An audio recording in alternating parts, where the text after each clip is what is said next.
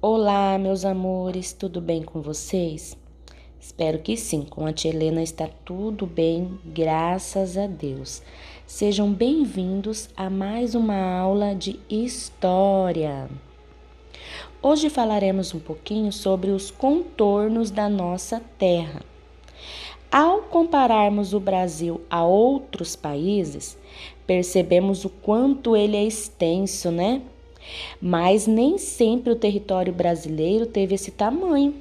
As fronteiras do nosso país foram construídas no decorrer de centenas de anos, desde a chegada dos portugueses lá em 1500.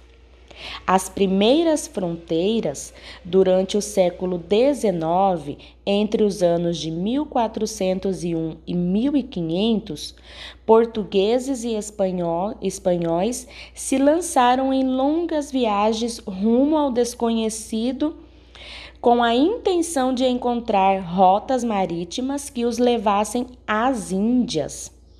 O objetivo era expandir seus domínios e o comércio também.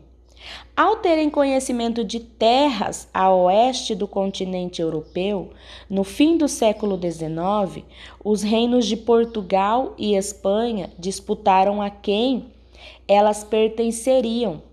Em 1494, na cidade espanhola de Tordesilhas, portugueses e espanhóis chegaram a um acordo que determinava uma linha imaginária no sentido norte-sul, que dividia suas conquistas.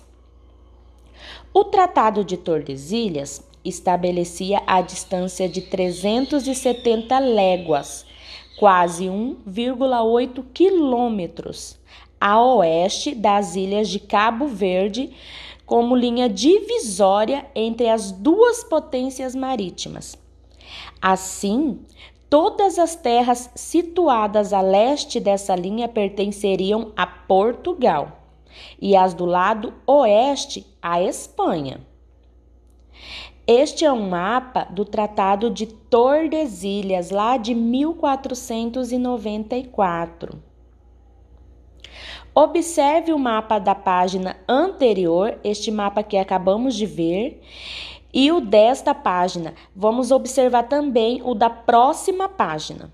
O que é possível concluir ao compararmos os limites estabelecidos pelo Tratado de Tordesilhas com o mapa político do Brasil atual, um mapa nos dias de hoje? Este é o mapa político atual. O que podemos concluir? As fronteiras brasileiras foram se expandindo no decorrer dos séculos até se configurar no território que conhecemos hoje, certo? Relacionando a forma territorial do Brasil do passado com as dos dias atuais, percebemos que ocorreram transformações nas definições dos contornos e dos limites de nossas terras. No decorrer de centenas de anos, territórios foram incorporados até chegar aos limites territoriais que conhecemos nos dias de hoje. Após a chegada dos portugueses, o território brasileiro foi se ampliando e novos núcleos populacionais se formaram, criando-se vilas e também cidades. Vamos agora falar um pouquinho sobre os portugueses. Os portugueses vieram e ficaram, tomaram conta do nosso país. No dia 22 de abril de 1500, uma tripulação portuguesa, sob o comando do capitão-mor Pedro Álvares Cabral, chegou ao litoral das terras brasileiras e estabeleceu os primeiros contatos com os povos indígenas que aqui habitavam. E a exploração do pau-brasil? Vamos conhecer um pouquinho sobre essa exploração? Logo que chegaram às terras brasileiras, os portugueses não encontraram ouro e prata. Entre as riquezas naturais aqui encontradas, o pau-brasil destacava-se pelo seu valor comercial, pelo seu alto valor comercial. Apesar de dar início à exploração do pau-brasil, os interesses dos portugueses continuavam voltados ao lucrativo comércio com as Índias. Essa falta de interesse de Portugal pelo Brasil permitiu que outros povos europeus viessem explorar nossas riquezas naturais. A mão de obra indígena foi usada na derrubada de árvores, como o pau-brasil, na limpeza dos troncos e no carregamento das toras para os navios. Tal trabalho era inicialmente realizado com base na troca ou escambo.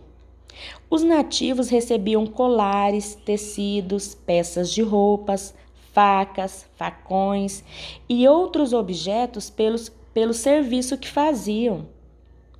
Apesar de inicialmente os indígenas trabalharem em troca de alguns presentes, com o passar do tempo começaram a surgir conflitos.